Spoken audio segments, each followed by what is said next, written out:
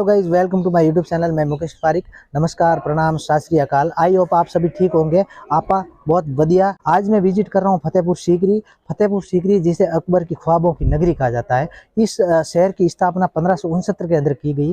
कहते हैं कि अकबर के कोई पुत्र नहीं हो रहा था, इस वजह से अकबर यहाँ से जब यात्रा कर रहे थे तो उन्होंने सलीम चिश्ती की दरगाह पर आकर सलीम चिश्ती से ख्वाहिश रखी कि मुझे पुत्र प्राप्ति हो। तो सलीम चिश्ती द्वारा कहा गया था, आप मेरे पास आकर कुछ टाइम रुकिए, आपको जरूर बेटा होगा। तो उन्हीं के आशीर्वाद से उनके हिंदू रानी हरखा बाई से एक पुत्र प्राप्त हुआ, जिसे जहांगीर, जो बाद में इस हिंदुस्तान की सल्तनत का शासक बना। तो फतेहपुर सीकरी की वैसे स्टेबलेशन की बात करें तो ये हिंदुस्तान की कैपिटल है।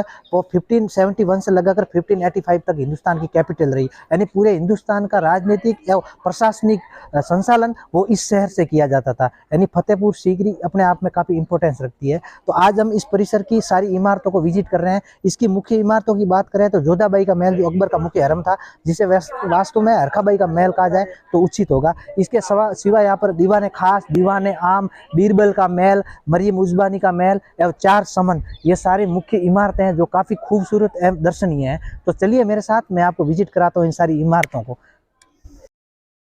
यह जोधाबाई का महल, इसमें आप देख सकते हैं इंडो इस्लामिक शैली यानी मुगल एवं राजपूत शैली का सम्मिश्रण दिखता है। ऊपर आप देख रहे होंगे गुम्बद, उस गुम्बद जो प्रदर्शित करते हैं मुगल स्थापत्य शैली को।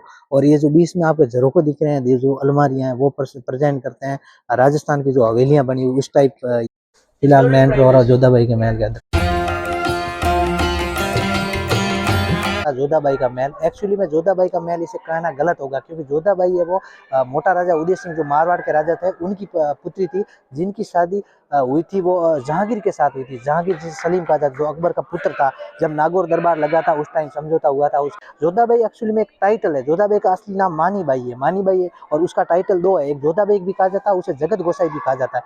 ये पूरा परिसर, आप जो मेरे सामने परिसर देख रहे हैं, इसको जोधाबाई पूरा कॉम्प्लेक्स कहा जाता है, जोधाबाई महल कहा जाता है। वैसे इसे मेरे हिसाब से इसे अकबर का हरम कहना उचित होगा। अकबर जब सांबर से होते हुए अजमेर दरगाह की यात्रा कर रहे थे, उस वक्त आमेर के राजा भारमल ने अपनी पुत्री की शादी सांबर के अंदर अकबर के साथ की थी, और उस रानी का नाम था हरखाबाई। अकबर के द्वारा हरखाबाई को उपाधि दी गई थी मरियम उजबानी, तो इसे मरियम उजबानी का महल कहना उचित होगा।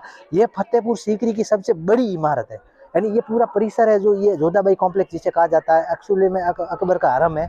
ये पूरे फतेहपुर सीकरी की जितनी भी इमारत है उसमें सबसे बड़ी इमारत है। इस कॉम्प्लेक्स के अंदर आप देख सकते हैं कि हिंदू टेंपल बनाया अकबर द्वारा। यानी हरखाबाई ने जब अकबर से शादी की थी तो उन्होंने शर्त रखी थी, मैं अपना मजहब कभी नहीं बदलूंगी, यानी वो अपना रिलीजन नहीं छोड़ेगी। तो अकबर ने सहर्ष उस शर्त को स्वीकार किया। वो अपने रानी के लिए अलग से एक कॉम्प्लेक्स बनाया, और उसी कॉम्प्लेक्स के अंदर अपनी रानी के लिए पूजा करने के लिए एक टेंपल का निर्माण किया। इस टेंपल को देखकर आप अंदाजा लगा सकते हैं, क्योंकि ये पूरा राजपूत कल्चर को शो करता है। यानी इसके अंदर हिंदू संस्कृति नजर आती है आपको। इसकी दीवारों पर आप देख सकते हैं जो घंटियां, लोटस वगैरह बनाए हुए। आप मेरे साथ आइए, मैं आपको दिखाता हूँ। इसके दीवारों को आप देखकर आइडिया लगा सकते हैं। इसके जैसे ये स्वास्तिक वगैरह बनाए गए हैं। यहाँ पर ये स्वास्तिक है, स्वास्तिक को आप देख सकते हैं। और इसकी जो दीवारें हैं आप देख सकते हैं, मेरे साथ आप आइए। आप इस पिलर की दीवार को देखकर, इस पिलर की दीवारों को देखकर आप आइडिया लगा सकते हैं। जैसे आप देख सकते हो, ये है ना जो घंटी है, जो टेंपल के अंदर होती है, हिंदू टेंपल के अंदर घंटी है। आप देख सकते हैं लोटस बनाया हुआ है, स्वास्तिक का चित्र है। और यहाँ पर है ना, ये जो आप मेरे सामने अलमारी देख रहे हो, 1 2 3, इसके अंदर मूर्तियां रखी जाती थी। और यहाँ पर हरखाबाई बैठकर उस अपने आराध्य देव की पूजा किया करती थी। और इस परिसर के जैसे सामने 2 कमरे हैं छोटे छोटे, एक वहां पर और एक उस साइड के अंदर कमरा है। और इस कमरों के अंदर पूजन सामग्री रखी जाती थी, और उस पूजन सामग्री को स्टोर करके इसके अंदर रखा जाता था। एक मंदिर है 20 को 20, और दोनों साइड में ये जो आप देख रहे हैं ये समर पैलेस। समर पैलेस यानी ये गर्मियों के अंदर काम आता था। यानी इसके अंदर जो जालियां लगी थी, वहां से ठंडी हवा आती थी और उसके अंदर रानी रहती थी। जब ज्यादा सर्दी पड़ती थी तो इसके जस्ट सामने बना हुआ विंटर पैलेस, आप उसके ऊपर नीली जो कलर किया गया वो है विंटर पैलेस, जो कि पूरा पैक था।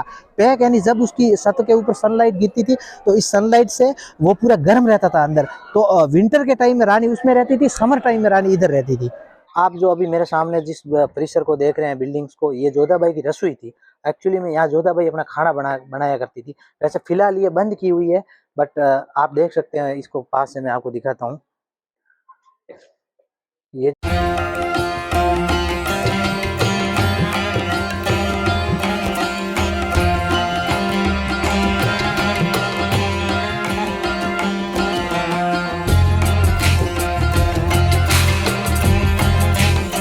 मेरे पीछे आप जो इस इमारत को देख रहे हैं उसे बीरबल महल कहा जाता है। बीरबल जो अकबर के 9 रत्नों में से एक थे, जो कि उनके खास विश्वसनीय व्यक्ति थे, जो कि 1585 के अंदर कश्मीर के अंदर यूसुफजई कबीले के साथ लड़ते हुए मारे जाते हैं। ये महल इसे कहा जाता है कि ये बीरबल का महल था। एक्चुअली में जब फतेहपुर सीकरी का निर्माण किया गया था तब अकबर द्वारा अपनी रानी के लिए इसको बनाया गया था। बाद में इसको कहा जाता है कि बीरबल को दे दिया गया था। ये जो बीरबल का महल है बिल्कुल ही जोधाबाई का महल है उसके बिल्कुल पीछे ये जो बना हुआ है, और इसके बीरबल के महल के पीछे अस्तबल है, इस्लामिक शैली को प्रदर्शित करता है और बहुत बारीक वर्क है। आप देख सकते हैं इसके ऊपर फूल पत्तियां और आयताकार बनाए गए हैं, काफी खूबसूरत है रियली के अंदर।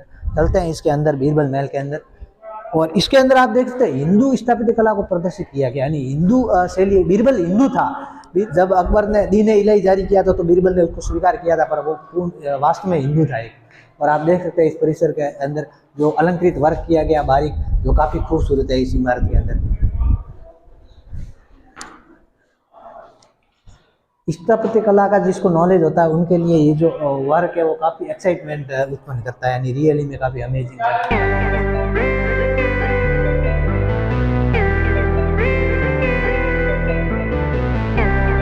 ये पूरा परिसर है शाही अस्तबल था, और यहाँ पर घोड़ों को बांध के रखा जाता था।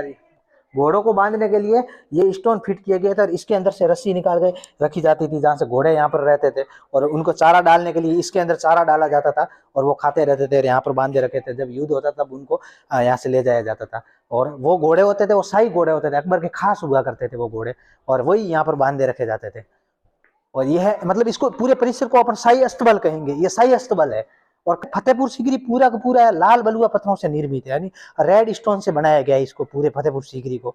और क्योंकि यहाँ भरतपुर के अंदर जो बंसी पहाड़ पूरा है वो काफी पॉपुलर है रेड स्टोन के लिए, आप देख सकते हो उसी रेड स्टोन को यहाँ लाकर यूज किया गया है। ये शाही अस्तबल ये काफी बड़ा परिसर है, छोटा परिसर नहीं है। ये देखो आप वहां से अनुमान लगा सकते हैं पूरे के पूरे लगभग इसके अंदर 500 घोड़े आ सकते हैं, इतना बड़ा परिसर है। ये शाही अस्तबल के पीछे का पार्ट है, आई थिंक यहाँ पर चारा वारा स्टोर करके रखा जाता होगा इस परिसर के अंदर। काफ़ी प्यारा परिसर है ये। फतेहपुर सीकरी का निर्माण करवाया था अकबर ने, तो यहाँ वाटर की बहुत प्रॉब्लम थी, तो आप पीछे जो खेत देख रहे हैं वहाँ पर मोती झील बनाई थी जो कि पानी के लिए थी, जो आजकल उसके कोई साक्ष्य मिलते नहीं है, वो विलुप्त हो गई आजकल। फिलहाल मैं जिस परिसर में खड़ा हूँ वो है पंचमहल परिसर, यानी मेरे पीछे आप जो इमारत देख रहे हैं पंचमहल, जिसे फतेहपुर सीकरी का हवा महल कहा जाता है। ये वैसे पारसी जो ईरानी शैली है उससे प्रभावित है। वैसे कहा जाता है कि बहुत से भिक्षुओं के जो रहने के लिए विहार होते थे उसी टाइप ये बनाया गया है। इसके साइड में कोई दीवारें नहीं है, ये केवल पिलरों पर टिका हुआ है, और इसकी जो हाइट है वो भी ज़्यादा नहीं है, नॉर्मल है। फिर इसका जो आप देख सकते हैं शेप बाई शेप हाइट कम होती जाती है। और इसके इस जो महल को बनाने का उद्देश्य था, गर्मी के टाइम में अकबर अपनी रानियों के साथ यहाँ बैठा करते थे। इस पंचमहल के जस्ट सामने बना हुआ समेली का बाग हुआ करता था, जहाँ से जब हवा विंड आती थी तो उस समेली की खुशबू को लेती हुई इस परिसर के अंदर से गुजरती थी। इसकी हाइट है वो काफ़ी कम है, इसकी हाइट है ज़्यादा हाइट नहीं है। और इसके जो फर्स्ट फ्लोर के अंदर जो पिलर है वो 84 पिलर है, और इसके जस्ट सेकंड फ्लोर है वहाँ पर 56 पिलर है, और उसके जस्ट बाद वाले उसके अंदर 20, और उसके बाद 12 और 4 पिलर। लास्ट के अंदर जो आप देख रहे हैं जो बनी हुई मीनार है उसके अंदर 4 पिलर है, यानी 176 पिलर है कुल इसके अंदर।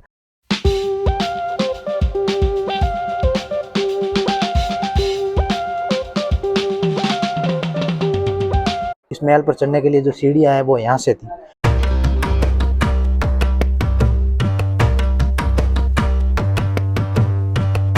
फिलहाल मैं जिस परिसर के अंदर खड़ा हूँ उसे ख्वाबगाह कहा जाता है। मेरे जो पीछे आप देख रहे हैं यह है अनूप तालाब, और अनूप तालाब के बीच में जो परिसर बना हुआ है वो है चार समन। चार समन इसको इसलिए कहा जाता है क्योंकि इसके परिसर के बीच में जाने के लिए इसमें 4 रास्ते बने हुए, 1, 2, 3 और 4।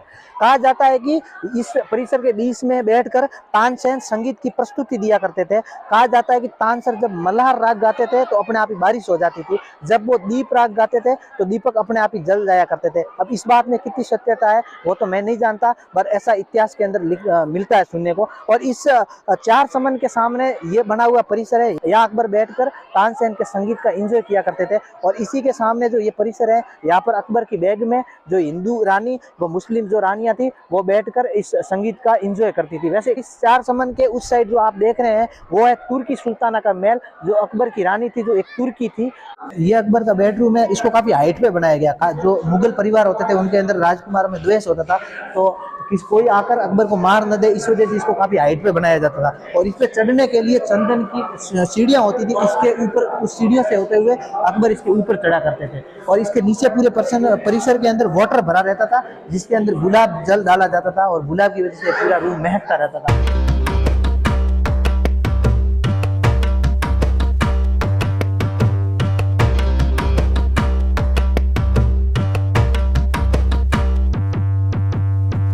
मेरे पीछे आप जो महल देख रहे हैं, यह है तुर्की सुल्ताना का महल। कहा जाता है कि यह फतेहपुर सीकरी की सबसे खूबसूरत इमारत है, क्योंकि इस इमारत की दीवारों पर बहुत ही बारीक काम किया गया है। वह इस इमारत की दीवारों के ऊपर जो फूल बनाए गए, उसके अंदर उस टाइम हीरे लगे हुए थे, और इसके अंदर जो अंदर आयताकार गोले बने हुए, उसके अंदर शीशे जड़े हुए थे, और ब्रिटिशों ने उन हीरों और शीशों को तोड़ के निकाल दिया तथा वो यहाँ से ब्रिटेन ले गए थे। और ये इमारत है वो इस फतेहपुर सीकरी की सबसे खूबसूरत इमारत में से एक है। आइए मैं आपको विजिट करवाता हूँ। इस पर आप देख सकते हैं बारीक काम, वो बहुत ही मीन तरीके से बारीक काम किया गया है। ये आयताकार फूल बनाए गए इसके अंदर, और ये इसकी खूबसूरती को दोहरा करते हैं। आप देख सकते हैं इसको कितनी बारीकी से बनाया गया है। जाना अलाउ नहीं है कि शीशे बीच में ये मिरर लगा दिए गए थे। इसके अंदर जो आप बॉक्स देख रहे हैं, आप नजदीक लाइए मैं आपको बताऊं, इसके जो बॉक्स देख रहे हैं, इस बॉक्स के अंदर कीमती शीशे जड़े हुए थे। बाद में अंग्रेजों, और कहा जाता है वैसे अंग्रेज ले गए थे, पर वास्तविकता ये थी कि औरंगजेब ने इसको निकलवा दिया था और इस महल को तहस नहस कर दिया था। और इसके अंदर जो छोटे छोटे फूल बने हुए, उसके अंदर हीरे जड़े हुए थे, और उन हीरों को भी निकाल दिया था औरंगजेब द्वारा। आप देख सकते हैं इस छोटे छोटे फूलों को कोने में, इसके अंदर कीमती हीरे जड़े हुए थे, जिसको निकाल दिया गया था बाद में।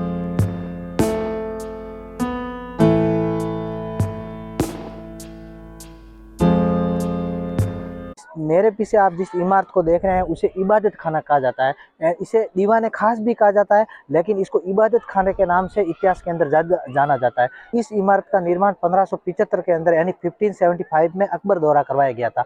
अकबर द्वारा अपने मुस्लिम धर्मावलंबियों या मुस्लिम विद्वानों के साथ धार्मिक संवाद के लिए इस इमारत का निर्माण करवाया गया था, और इसके अंदर बैठकर अकबर अपने मुस्लिम विद्वानों के साथ धार्मिक संवाद करता था। 1578 के अंदर ये परिसर सभी धर्म के अनुयायियों के लिए खोल दिया गया था, और उसके बाद अकबर ने जैसे सिख, जैन, ईसाई एवं हिंदू, इन सभी धर्मों के विद्वानों को यहाँ पर संवाद के लिए आमंत्रित किया था, तथा यहाँ पर उनके साथ काफ़ी संवाद किया। बाद में इसको बंद कर दिया गया था, क्योंकि यहाँ पर धार्मिक संवाद इतना बढ़ गया था कि आपस में लड़ने लगे थे सारे विद्वान। इस वजह से अकबर ने इसको बाद में बंद कर दिया गया। इस इमारत के बीच में जो स्तंभ बनाया है, वो स्तंभ विश्व वृक्ष कहलाता है, यानी वर्ल्ड ट्री। इसके अंदर 36 कोष्टक बने हुए हैं, इस वजह से ये काफ़ी पॉपुलर है, हिस्ट्री के अंदर काफ़ी इंपॉर्टेंस रखता है। अकबर की धार्मिक सहिष्णुता यानी उदारता को प्रदर्शित करती है। ये मैं हूँ इबादत खाने के अंदर।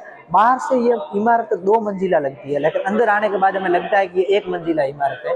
और आप देख रहे हैं ये जो बीच में स्तंभ, ये 36 कोष्टकों का स्तंभ है। इसे विश्व वृक्ष यानी वर्ल्ड ट्री कहा जाता है। इस स्तंभ के बीच में जो गोल परिसर बना हुआ है, वहां पर अकबर बैठता था, तथा इसके साइड के अंदर जो बने हुए हैं, यहाँ पर वो धार्मिक विद्वान, अन्य धर्म के विद्वान बैठते थे तथा उनके साथ धार्मिक संवाद करता था। इसलिए ये अब इस इमारत को देखकर लगता है कि अकबर काफी धार्मिक रूप से सहिष्णु था, यानी लिबरल था। अकबर की लिबरलिटी को प्रदर्शित करता है।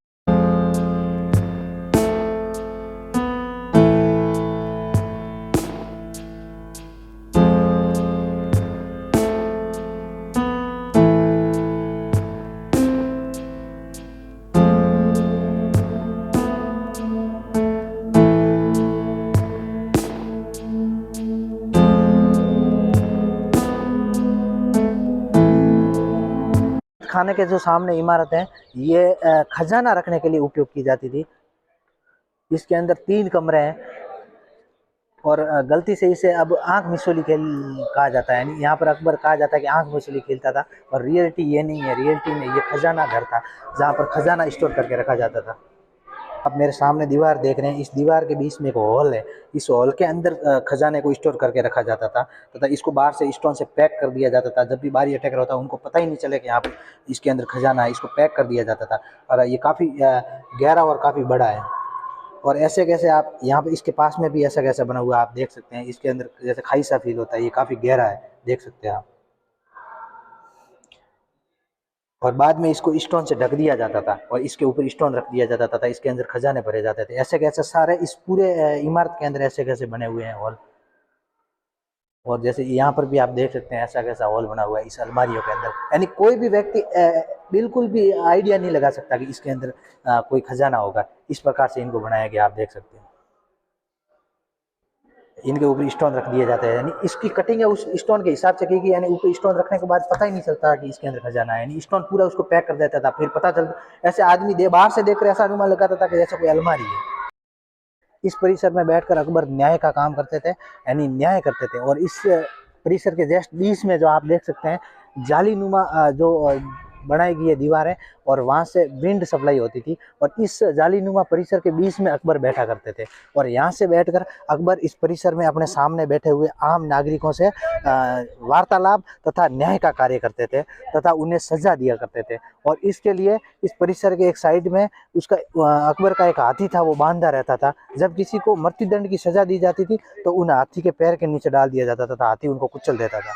और यहाँ पर जब गर्मी का सीजन होता था तो टेंट लगा दिए जाते थे, यानी साया कर दी जाती। फोर्ट को विजिट करने के लिए इंडियन जो पीपल्स है, सिटीजन है, उनके लिए 15 रुपये चार्ज है, स्टूडेंट सबके लिए इक्वल है। आप जब भी इस फोर्ट को देखने के लिए नीचे से ऊपर की तरफ एंटर करते हो तो नीचे बीच में आपको कई बिचौलिए मिलेंगे, बिचौलियों से बचिए और आप सीधा ऊपर पहुंचिए। कोई बीच में आपको कोई चादर के लिए कहेगा, कोई अगरबत्ती के लिए कहेगा, कोई धागे के लिए कहेगा, यानी बहुत ज़बरदस्त वाली लूट मार है यहाँ पर। तो आपको इन लूट मार से बचना चाहिए। और गवर्नमेंट की खुद की ऑथराइज यहाँ पर पार्किंग है, आप उस पार्किंग में अपनी गाड़ी पार्क कीजिए और उसी के पीछे लॉकर बना हुआ है, वहाँ पर आप उस लॉकर के अंदर आप अपनी सामान है, जो भी कीमती अमानती सामान है, उसको उसके अंदर रख दीजिए और फिर आप मज़े से फोर्ट को विजिट करिए। किसी प्रकार की कोई बाउंडेशन नहीं है।